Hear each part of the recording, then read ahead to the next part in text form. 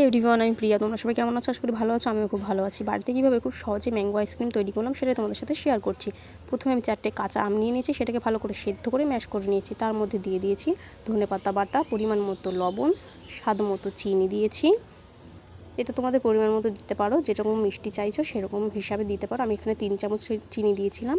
তার মধ্যে দিয়েছি জলজিরার প্যাকেট আছে 1 টাকা দামের, যে জলজিরার প্যাকেট থেকে আমি সেটাই দিয়েছি। জলজিরা দিয়ে একটুখানি জল দিয়ে সেটাকে ভালো করে মিক্স করে নিতে হবে, এবং ভালো করে মিক্স করার পরে ভালোভাবে এটা দেখবে, চেক করে যে তোমাদের কোনো দলাভাব না থাকে। তারপরে আমি ভালো করে মিক্স করার পর যে প্লাস্টিকের চায়ের কাপগুলো আছে, সেই প্লাস্টিকের চায়ের কাপের মধ্যে মিশ্রণটাকে ভালোভাবে সুন্দর করে আমি ঢেলে নিয়েছি। ঢালার পরে দেখতেই পাচ্ছ কেমন লাগছে। তারপরে আমি ফয়েল পেপার দিয়ে সবকটা কাপের মুখগুলো আটকে নিয়েছি। তারপরে আমি এখানে আইসক্রিমের কাঠি ভরে দিয়ে এটাকে 7-8 ঘন্টা ডিপ ফ্রিজে রেখেছিলাম। ডিপ ফ্রিজে 7-8 ঘন্টা রাখার পরে এটা বের করে দেখাচ্ছি তোমাদের কেমন হয়েছিল। দেখো, খুব সহজেই কাপ থেকে ছাড়িয়ে গেছে। খুবই সুন্দর হয়েছে আইসক্রিমটা, খেতেও খুব ভালো হয়েছিল। তো ভালো লাগলে একটা লাইক, কমেন্ট, সাবস্ক্রাইব করে দিও। বাই।